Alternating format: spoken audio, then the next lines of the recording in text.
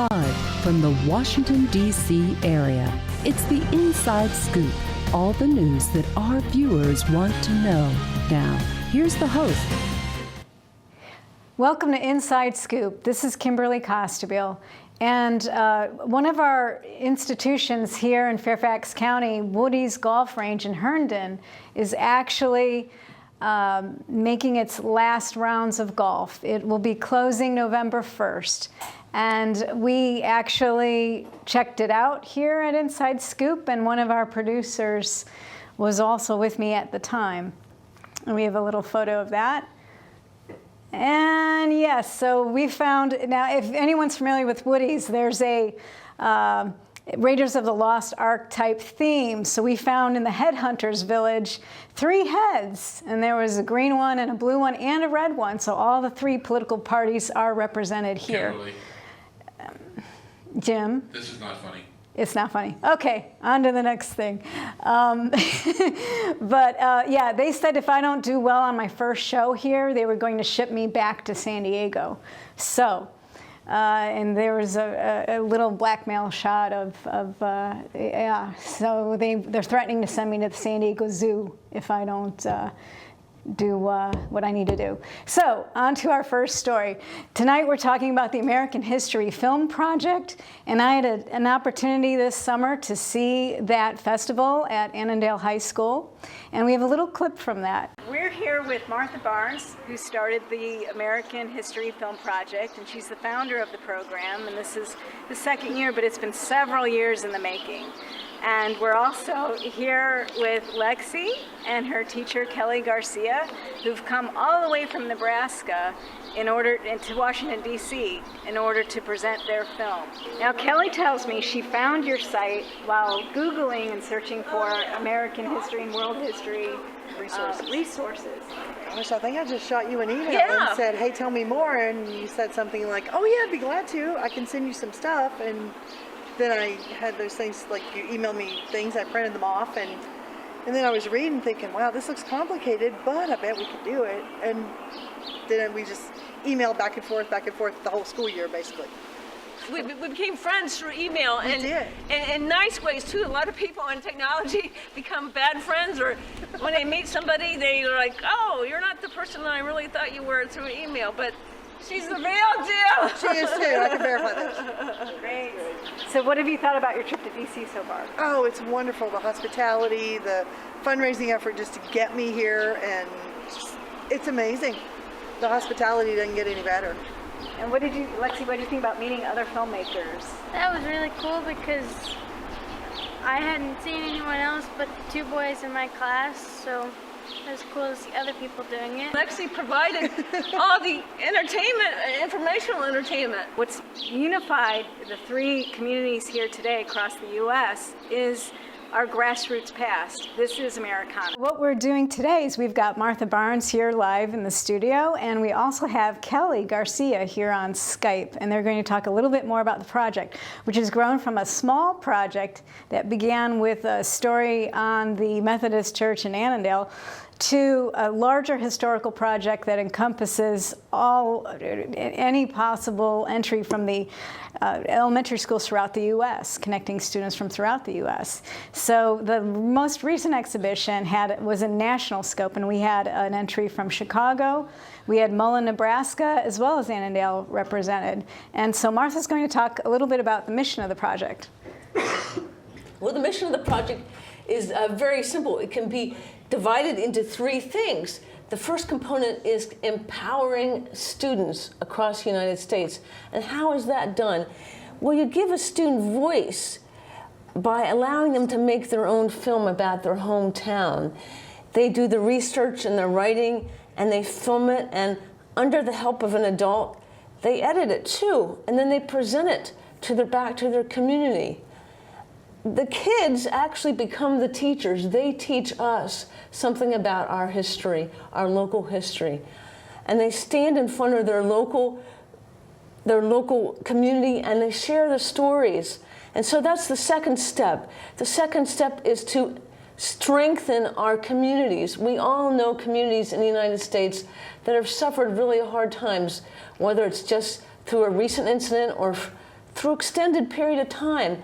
And we all need to hear the stories that strengthen our communities. And these kids will stand up there and tell the stories. And the third step is to unite us as Americans. America, thankfully, is such a diverse country, but our diversity can separate us. And through this project, we can see, wow, there's somebody over there who has a really neat story that I have never heard of. For instance, in the case of Nebraska, I had never heard of sod houses. Great. Or I had never heard of the FBI first getting its start out in because of something that happened in Nebraska. And we'll be seeing clips from those films tonight. And Yes. That's what's exciting. You're going to be seeing little bits of those films. And what we have Kelly Garcia with us here. She is the teacher from Mullen, Nebraska. She's one of the first folks that tracked Martha down on the internet and Thank goodness joined for that. the program. So what was wonderful is the sharing that occurred. Now, Kelly's group is also going to participate next year when the exhibition will be shown at the in collaboration with the Historical Society, the City of Fairfax Yes. Historical Society, and that'll be at the Blenheim Plantation. Historical Blenheim House Plantation. It's a site out in Fairfax City, which was used by the Union troops, actually. That's not like a hospital, but a restoration place. And on the actual house, they have graffiti that the soldiers drew. And that's really amazing because a lot of the graffiti is in German. Great. Because they were immigrants that came right into the Union troops. Yes, and so what's a lot of fun is that the film festival will take place at that site, and it'll be national in scope. We expect to have folks from at least 10 different states in the U.S. Well, represented. So far, I've heard May. from Arizona, Wyoming, Indiana, Nebraska. I'm working with somebody in New York, someone here in Virginia also. One of the things I really would like to do next year, this 2016, is before the exhibition is going to be on a Saturday, on the Friday before, I'd like to bring the students here and have them go downtown and to have a tour of the Capitol building. Right. And to see the hall of statues where they have a hero from each of their states. Great. And to meet their congressional staff so they can see what it's like to be an American. Kelly here will talk about the experience. When she came here, she had the tour of D.C., and it was a lot of fun. So tell me a little bit more about that, Kelly. Oh, it was wonderful. Virginia has the best hospitality ever. And since I'm from Virginia, I feel comfortable saying that, and it's the absolute truth. So we got to see a lot of the sites around Washington and meet a lot of really neat people. It was a fun trip for us. Great. And so tell me a little bit more about where did you go with Lexi? We went to the monuments, the wall, with the names on it. We went so many places, I can't remember all the names of the monuments and everything we saw. We just saw everything, it felt like. We got to see the Capitol building, and we got to walk around the block, and just the whole experience. And just what I was focused on was hearing the different languages being spoken around me. That's kind of what caught my attention as a teacher, and I teach languages as well as history, so that's what sticks out in my mind, just hearing the different languages around us and having the kids exposed to that. Lexi had a good time, and she was listening along with me, and we were trying to identify different languages that were going on. One of the most precious pictures for me was seeing Lexi in front of the wall, the Vietnam Wall, and she stopped to ask a volunteer, is there anybody on Nebraska that died in the Vietnam War? And the man took her to the wall and showed her a name. So she identified with somebody in her state. And that's the unique thing about Washington, D.C. That's why I want to bring the kids here. Great. Well, the other thing I was thinking of is my experience touring with the kids was the fact that they were able to incorporate some of the things that they've written and researched and then see it in real life. But also the fact that Lexi brought to the table her personal experiences in Nebraska that a lot of the folks here had never experienced. So we'll talk about that a little bit later. Can we show a photo of the other kids, Ty and Tevin, receiving a commendation from Nebraska Senator Deb Fischer? I think we have that. There we go. So I believe, Kelly, can you see that photo from where you are? Yes, that's Ty Quanvik, the principal's son. Okay, good. And the letters are from? Deb Fisher, and I want to say Al Davis's office sent him a very nice handwritten one, if I'm not mistaken. Okay, and what was the reaction you got when you heard from them? I think it was more shock than anything. They were very surprised. The kids were very surprised that they were on the radar at that level. So it was exciting for them, and I'm proud of them. That's awesome. That's awesome. And what was their, now, what are your plans for this coming year? Oh, I can't wait. I've already got 2 films that have been, we have the preliminary work done, so now we have to edit. And then there's one more in the works about the orphan train, which is really the most exciting one for me because I have a personal interest in it. Not sure why, it's just something that captures my imagination. So at least 3 are coming from Nebraska this year. Hopefully more. All righty, and Martha, and tell us a little bit about where you see this eventually in terms of national participation. I would like to see this as a project which really captures the heart of America in the sense that I want to see kids grow in confidence and communities grow in confidence, and that brought together across the United States. So I really want to see that this little seed that I've started can help bring confidence to not only individual students but communities. What changes have you seen in your students since they became involved with this project? Well, they feel more confident that what they say matters, which is huge. Okay, we'll get back to these questions just right after these messages. One day these rats were playing in the woods. Well, it's some matches and that's no good. Listen to smoke before you give it a try. Only you. Don't play with matches. Don't play with fire. Cause there's nothing very funny about nothing very nice. Homeless minds. So if a gorgeous force is what you desire, don't play with matches. Don't play with fire. Only you can prevent wildfires. Fire. Why don't you just wash your car at home? When I wash my car, everything runs down the street and down into the storm drains. With all the chemicals in the soaps and waxes, the last thing I want to do is poison my own drinking water. At least here, it's all contained and recycled on site. That's why I also take my car in for oil changes instead of doing it myself. I might take a chance on spilling stuff. You know what the best part is? What? More time to kick back and watch the game. How far would you go to protect the planet? I want you to build an ark. Here we go. Okay, that's good. Oh, okay. Ow! Maybe there's another way. People, the flood is imminent! Is it too much to ask for a little precipitation? Go to fightglobalwarming.com to find out what you and your community can do to reduce global warming pollution.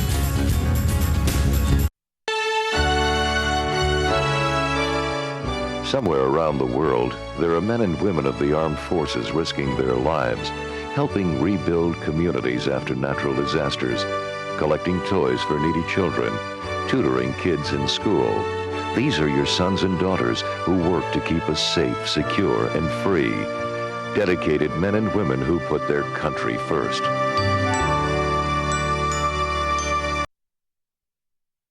We're back.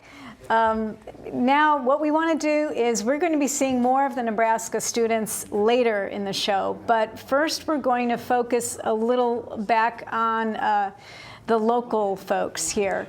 And we have one more film clip to show. So we're going to digress back to Annandale, and then we'll come back to Nebraska in a little bit. Parents came from Eritrea, which is a country on the Horn of Africa on the East African side, and so they both came here in the 60s and 70s, and I was born here, and so I'm a first generation for my family, and so it's really cool. And there was a really diverse community. There are so many different kids from so many different countries and nationalities, and it's a really cool place to be. Great. What made you decide to do this project? Well, it was really interesting to like learn about the history, and we talk about it sometimes in geography. Our teacher, Mr. Hawes, tells us about how it's a post-World War II community and all that good stuff. So it was an interesting project that Weintraub wanted me to be in charge of. Now today, after this interview, what did you learn? What did you hear today that you were surprised or was new for you or found interesting? It's kind of cool to see how like different Annandale's turned into, but it's still that same friendly community that everyone has come to know and love, and that people can always come back, and it's always home to everyone. Like Annandale is home to me as well. Yeah, it's very, very different to me coming back here. The roads that I travel on where I live are like the roads that I used to travel on years ago when we moved here. Yeah. Because, you know, it's not a very busy place. We have one post office, that's it. So comparing Lynchburg to Annandale, in other words. Yeah. No, that's not Lynchburg, that's Pittsville. Pittsville, okay, wow. Okay. 592 people live there. So that was a little bit on our Annandale project, and one of the first students who participated in the research, the historical research on Annandale. We also have the next clip will actually show you what she produced. Oh,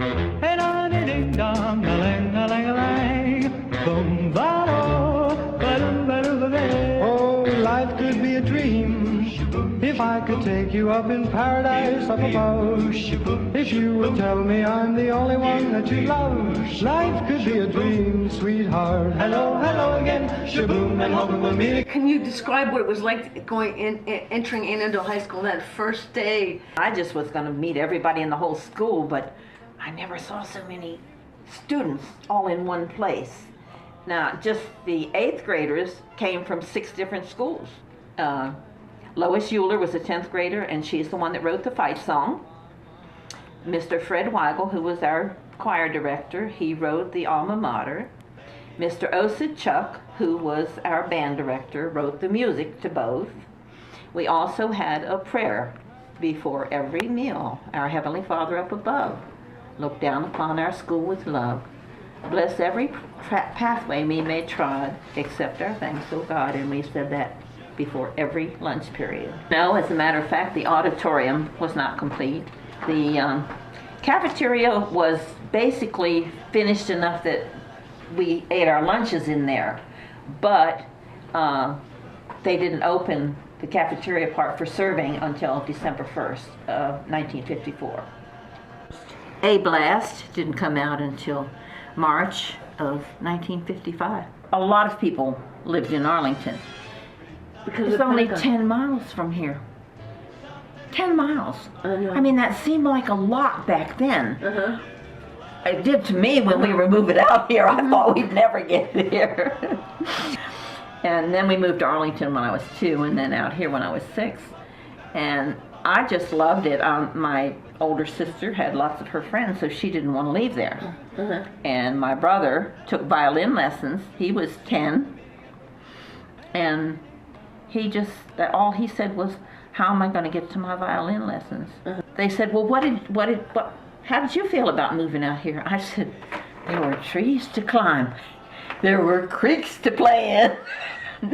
There were crayfish to catch." You know?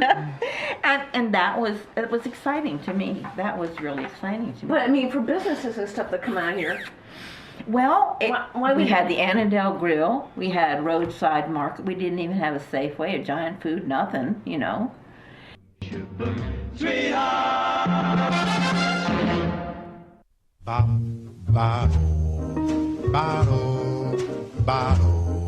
But anyway, and I was in the girls' chorus, and I loved Mr. Fred Weigel. He was, if I thought I ever knew anything about music before, I knew nothing till Mr. Fred Weigel taught us.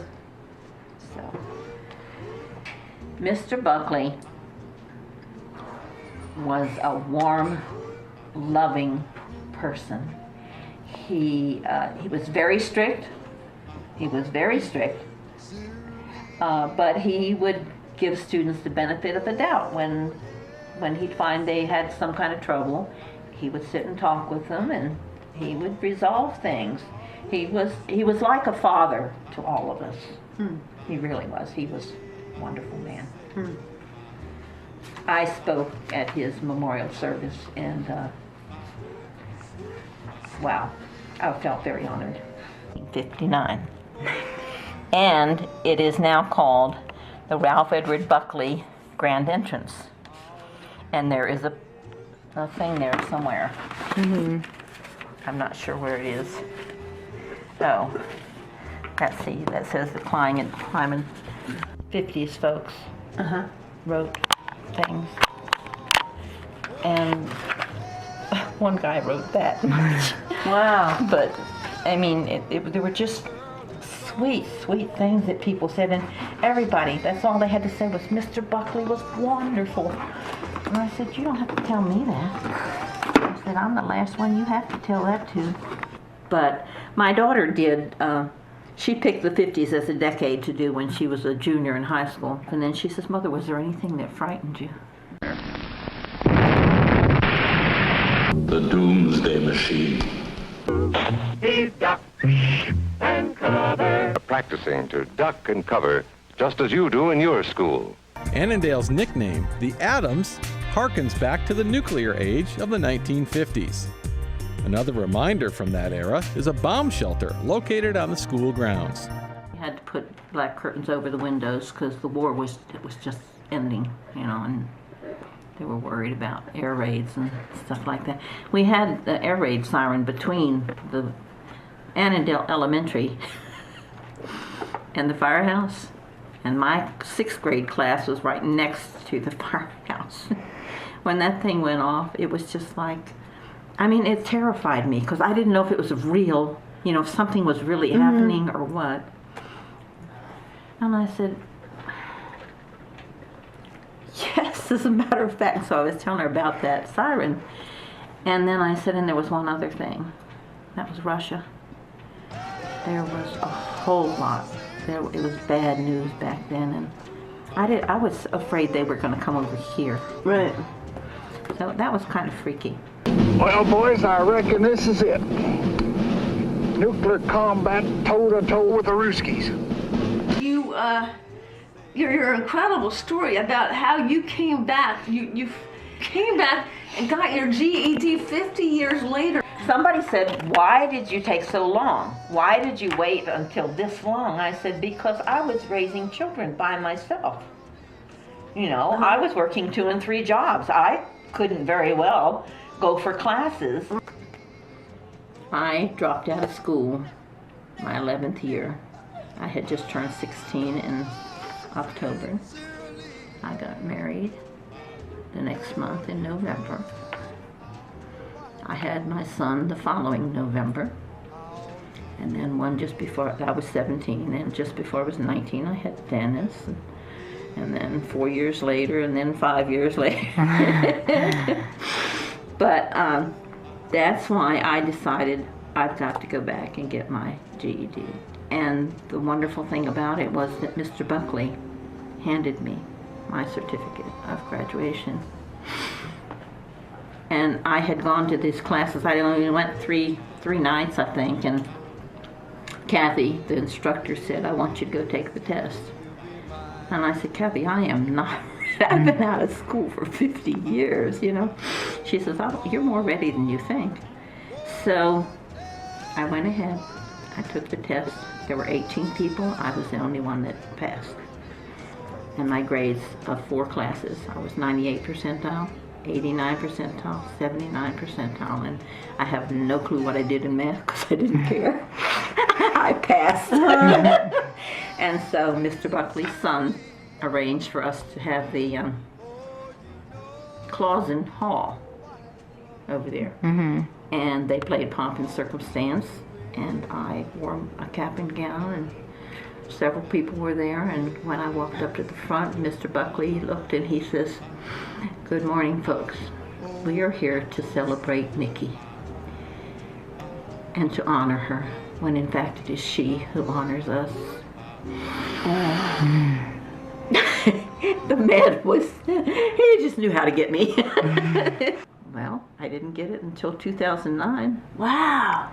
50 years and one day. Wow. After my class, and we came back here, and my daughter gave me a graduation party, and I had 12 of my classmates came to this graduation, and it was just, wow. It was so exciting. Wow. And my daughter said to me, she says, "Mother, you know, I've seen you smile a lot, but I've never seen you smile from sun up to sundown." And I said, "I can't help it." I said, I think this is better than me having each one of my kids. Mom! And I loved Annandale High School. I loved the school. When we walked through the doors, September 1st, 1954, Mr. Buckley was there to greet us. And we were 8th graders because there were no junior highs. There was no junior high anywhere. So Mr. Buckley decided that we were Buckley's babies. And we're the only class that he ever called Buckley's babies. Yeah. Okay. What a story about Nikki, one of the original Annandale High School students and someone who got her GED years later. And so we are excited. She had a wonderful story to share, and she was an inspiration to a lot of the students who saw her at the Film Fest. Now we're going to go to a clip about Bailey Oliver, who actually edited that film and put in a lot of the creative touches that you saw. Okay, well, basically, I guess the key thing is a lot of the footage that I was given was, a little shaky and stuff, so I kind of had to resort to going on the internet and finding a lot of things. There was an article earlier with Nikki about how she had, her past experience was kind of similar to the video itself. So I kind of just found some of those, had to credit those, and then just put that there as some B-roll.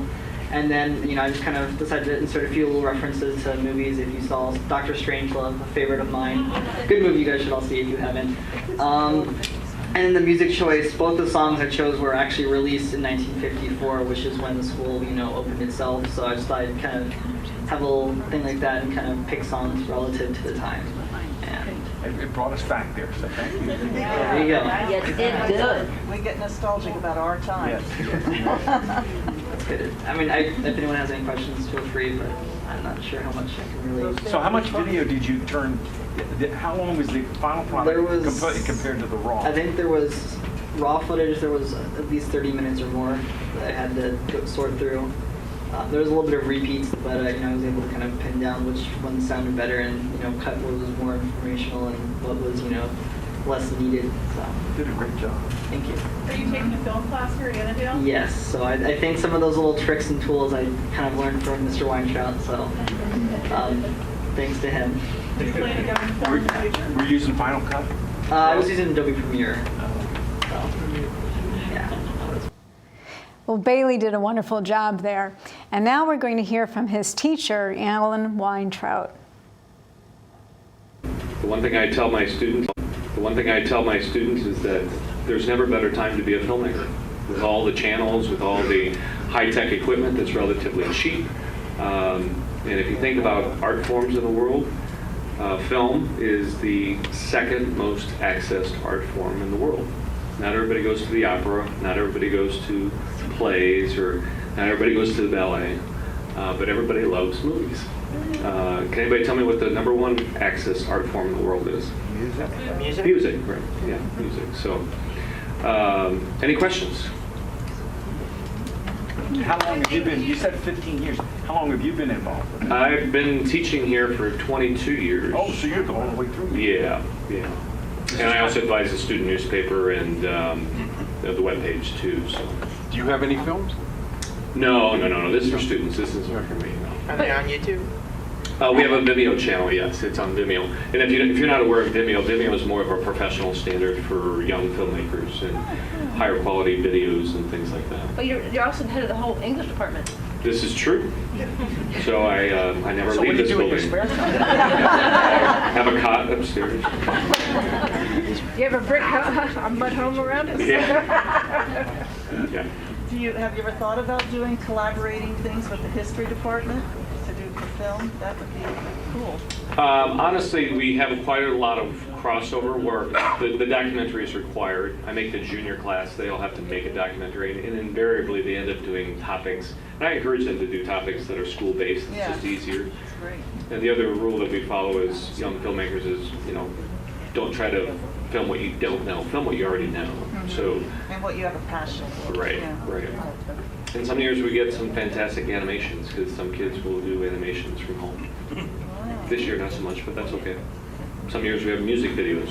And in fact, one of our documentaries is a pseudo music video because it's about one of our musical groups here at the school.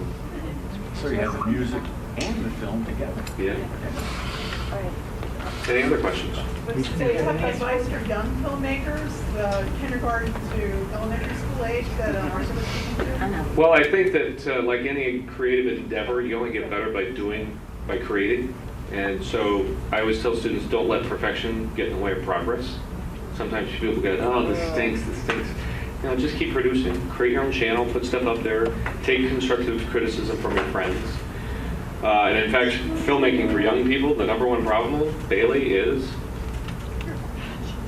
time management. And it's getting people to show up. So use your family, use your backyard, use your garage. Some of the best films I've had students cast their parents. If I were going to shoot a scene in a French cafe, I would definitely cast this guy right here.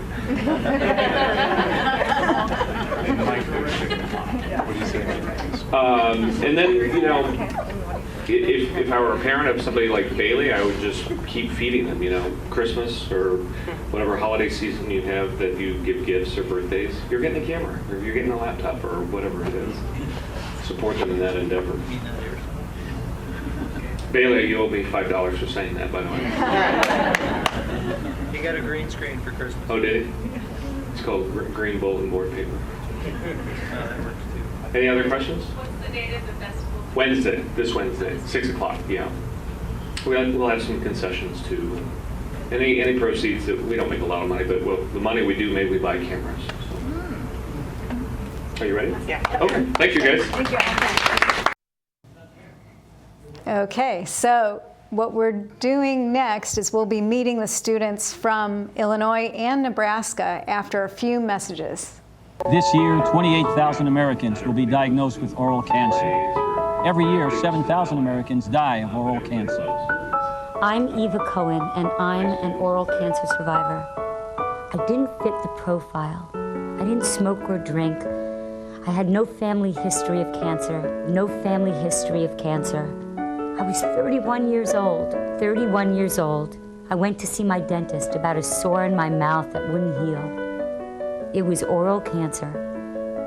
I had to have a radical neck dissection and a portion of my tongue reconstructed. I didn't know if I was going to live or die. I'm Surgeon General Richard Carmona. The survival rate for oral cancer is only 50%. Oral cancer can happen to anyone. If you have a sore or lesion in your mouth that doesn't heal within 2 weeks, see your dentist. Early detection is the key. Early detection saves lives. I know. 1 in 8 Americans goes hungry. One idea helped change that. A community started a garden that blossomed into farmers markets. 1 in 6 children lives in poverty. One group of women found an answer by opening a daycare center that their neighbors could afford. Today, 36 million Americans live in poverty. But one by one, people are helping themselves and each other to change the picture of poverty to one of hope. For easy ways you can help, visit povertyusa.org. 2 words for you. Pop quiz. Ready? Name any funny movie. A drama. Name a mystery. And one more thing. Name the movie your kids saw today in science class. Know what really matters. Know about your kid's school. And know about your kid. Find out 100 ways to know more, do more. We're back to the Inside Scoop. Here again, your host. So one aspect is how the students can put the films together. And one of the best examples came from Cary, Illinois, which is a suburb of Chicago. So we'll be seeing that short film as an example of what we'll be seeing in the future years. From its wide open fields of grain to its long, efficient trains of wool, Cary is quite the gem. Now, let's rewind a little bit. Cary's land was first bought by a man named William Dennison Cary. He bought each acre of land for $1.25 apiece. When Cary was officially founded in the mid-1800s, it was Cary Station, and its train was used for travelers passing by. People from the northeastern states started inhabiting Cary, and they would interact with some of the earlier settlers. For example, the Native American and white children would often play with each other. And at the old downtown Cary, where there were no Native Americans, a very popular place to be was the town pump. It was used as a meeting spot for local residents and was the only source of water for many of them. Now, let's skip to the early 1900s when Cary took an agricultural turn. Some very common jobs back then included cow milking and pickle farming, which is a process of growing cucumbers, putting them in a wooden vat, and letting them change into a pickle with brine. Okay, so that may not look like the funnest thing to do, but there's nothing more fun than candy. And two of the most well-known candies were actually made by a man from Cary. That man would be Otto Schneering, creator of the Curtis Candy Company. Otto became a very wealthy businessman from his candies, especially from his best-selling candies, Butterfinger and Baby Ruth. They appealed to people of all ages. In fact, they're still around today. Now, more than a century after William ever came, Cary, my hometown, still thrives as a sweet and charming place to be.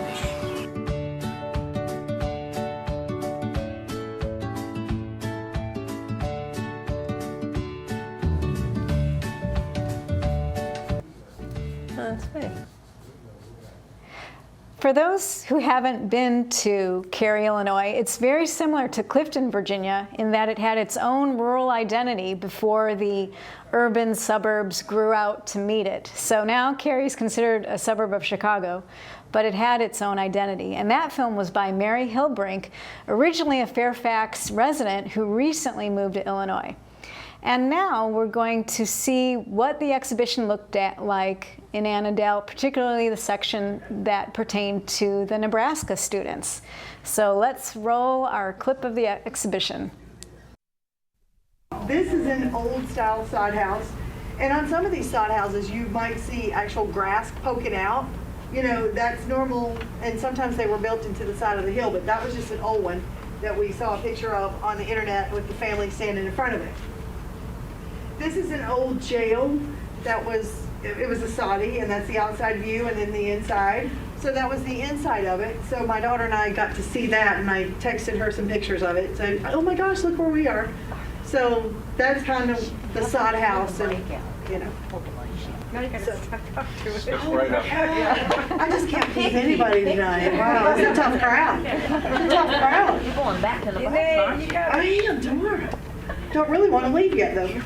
Okay, so we know that the United States is a very big country. You know, we're Annandale all the way out to California. We're going to stop in Nebraska. And people found out how big it was when they tried crossing during Western expansion, right? Some settlers didn't make it all the way to California. They settled in Nebraska in the plains area. And what we have, we're talking specifically the sand hill area. Sand hills, sand burrs, grass is kind of sparse sometimes. So the problem with living there is, what are you going to do? What are you going to build a house out of? Not a lot of trees, not many rocks that you could build with. So sod was the solution. The first film that will be shown here for my kids is Ty and Tevin's film, and it's how to make a sod house. And you've seen the pictures already, so you kind of know where this is going. And I'm going to turn it over to the tech guy. Hi, I'm Ty. And I'm Tevin. Today we're going to teach you how to make a mud brick house. Some nice sticky soil so you don't have to add any water. Add some straw to the soil so it'll stay compact. Mix it together. You're going to want to take some molds and pack the dirt into them.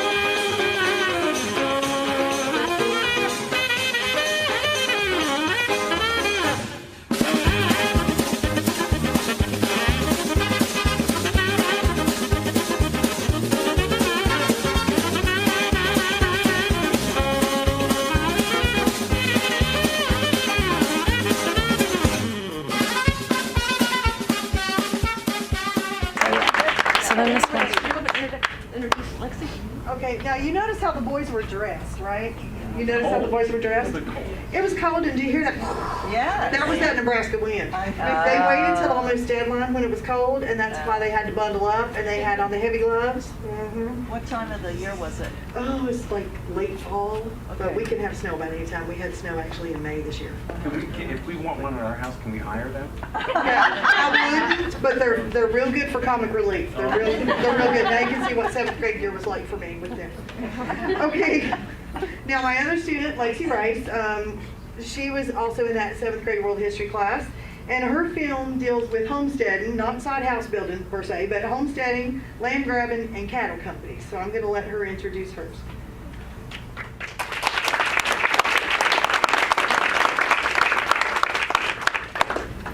The next film is about a murder that took place in Mullen, Nebraska in 1908, in July of 1908. President Theodore Roosevelt created the Bureau of Investigation, which later became the FBI. The Federal Bureau of Investigation. One of the first cases that the investigation was the disappearance and murder in Mullen. I'm interviewing Mr. Frank Harding, who knows a lot about this story.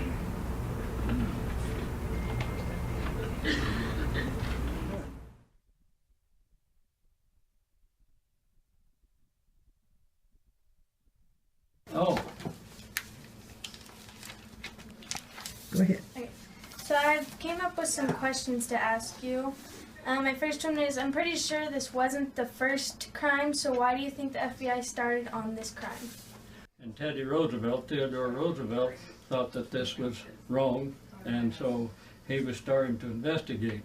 Well, on this murder thing that you have, this Hamilton came in, and what he was doing was spotting places out in the middle of these big ranches that nobody owned the land, so he'd find a homesteader and bring him in and show them where to go. And so the local people that had been here a while didn't like that real well. So Roosevelt thought that this Hamilton was reporting them to the government. He'd go and find and report that this land was available for homesteading and whatnot. And all at once Hamilton disappeared. Nobody knew what happened to him. So that's when he sent an investigator in here to try to find out what happened to him. And of course what really happened is Hamilton got in trouble with this saloon. Saloons were illegal in Mullen. We were private. They had an illegal saloon here. And Hamilton was going to report him to the authorities and get him closed down. And McBride that owned the saloon, kind of thought the report was that he offered $1,000 to anybody that would kill him. Well, they didn't know they did, but anyway, if you read the story of the murder, that is what happened. They went in there and they did kill a guy and all that stuff. But the investigator that Roosevelt had in here, when he got to visit with Clevenger and they found this was killed, they assumed that the UBI Cattle Company, because these guys were employees of them, had it done. And So that's, he sent it in there, and they just started in 1980, formed this, and they called it the Bureau of Investigation, and then later it got named Federal Bureau of Investigation, but that's how they got started in here, because they were trying to enforce the homestead law, and it had nothing really to do with the murder, except they thought this guy was killed by local ranchers to keep from getting homestead law. Does that answer anywhere near your question? Okay, and so my second one is, did you know anyone in this crime or relatives of this crime? And my grandfather was one of the suspects that maybe was having him killed, because they did not like Hamler. He was a very disliked gentleman. And that's the reason it was very strange. I'm working now on this George Ware that had the UBI cattle company here. They had a history of him. Came from South Dakota and cleaned up in Deadwood a little bit, and then he came down here and was head of this cattle company. He was also an Episcopal priest, church, and so I don't know that that's just how they happened. They were trying to break up these big cattle companies, and Bartlett Richards and Reverend Ware both were sent to federal prison because of these charges. So they really thought they had something to do with it. And when they had the trial and the jury didn't find him guilty, all the evidence showed that he was guilty, and they almost admitted, Clevenger admitted it. And the jury was in session a very short time and said there was reasonable doubt and found him innocent.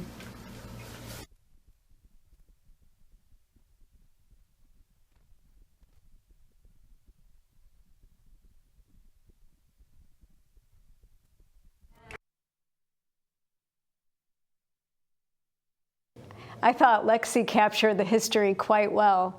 And actually, she's planning to be a veterinarian, yet I think she got the film bug because Kelly tells me she'll be making 2 more films for this year's festival. So now we will actually show more films at a later juncture, but we're going to segue to a piece about the Poet Laureate festival we had. It was a poetry festival here in Northern Virginia. And we're going to get to those poets after a few messages.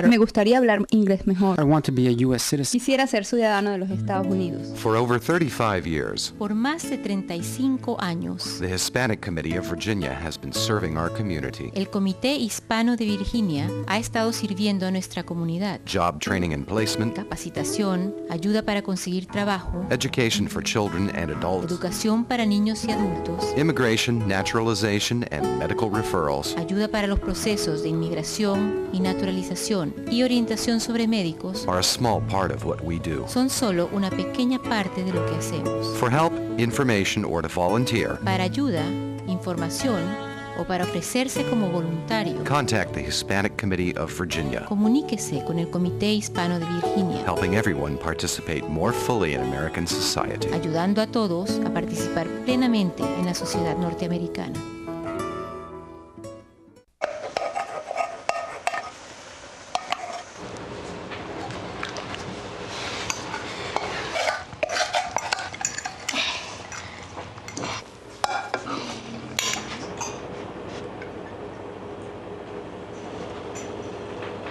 Hey, Lena, where's yours?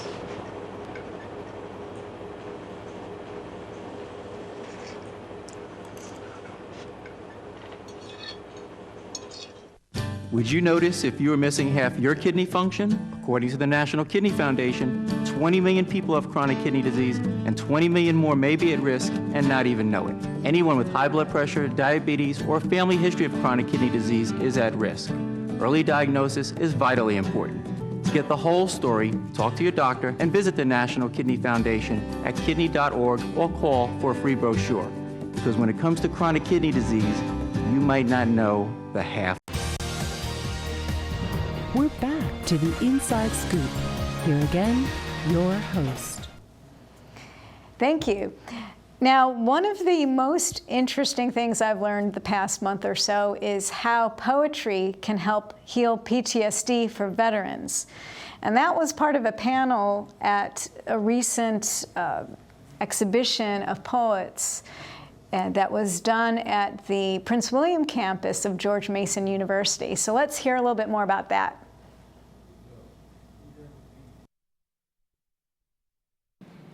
Hi, I'm Kimberly Constabile with Inside Scoop, and we're here at the George Mason University Prince William campus at a special event called In the Company of Laureates. And I have two featured poets here with me today, Sarah Robinson and Carolyn Kreider-Ferranda. And Sarah is also very active in the Writers' Symposium that takes place in Charlottesville annually. So Sarah will tell me, how did you meet June, who organized this event? Well, June and I met through the Virginia Writers Club. It is based obviously in Virginia, and it is a statewide organization that's been around for I think 100 and some odd years. And when I joined the Virginia Writers Club, June was president.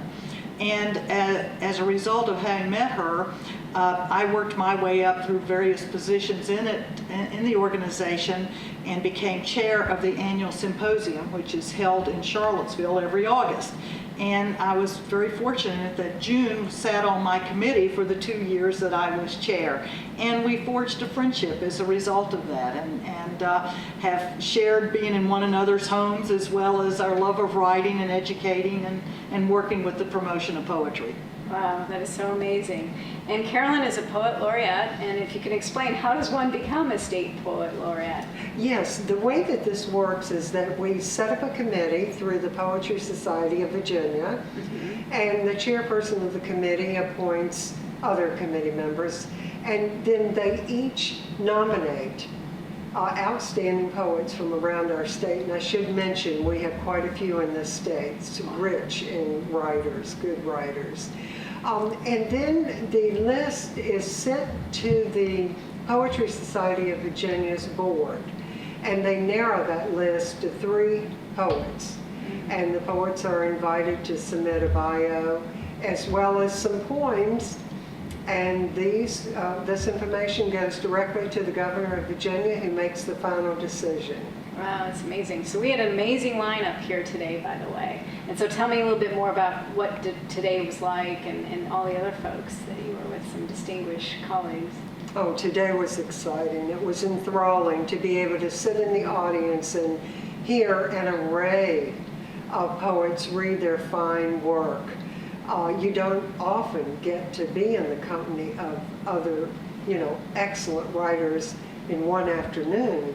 And also I must mention the panel. The panel discussions were quite good. Great, great. And another thing that we've been talking about lately is the healing aspect of poetry. And you both have some wonderful stories to tell. We attended a symposium about veterans and how veterans can be healed from PTSD by using poetry, not only by being able to present their own feelings and experiences, but by receiving and interacting with other writers. Once the ground war actually began, Iraqi soldiers who had been conscripted into service surrendered by the tens of thousands, and we collected many of those POWs. When their leaders tried to stop them, they sometimes lined those leaders up and shot them in the back. Things they left behind. We rehearsed invading bunkers over dimpled plains of sand and rocks too small to offer cover. Support teams shifted fire as comrades cut wire on knees, praying for blessings of smoke grenades. We were ready for anything but this. Patches, guns, discarded uniforms. Each bunker as welcoming as a child's tented bed. Sleeping rolls, food tins, patterned rugs. Ours for the taking. So slight the demarcation between warrior and pillager. Face down, inside a bomb crater, lay 3 officers' bodies, bullet holes between their shoulder blades, a gift left behind by deserting troops. Opened wide on each chest was a cavern where a beating heart should be. Scattered at their feet were pamphlets explaining how to don and clear a gas mask, as if that might protect them. One newspaper with Arabic headlines showed a grinning caricature of George Bush, but I never deciphered what it meant.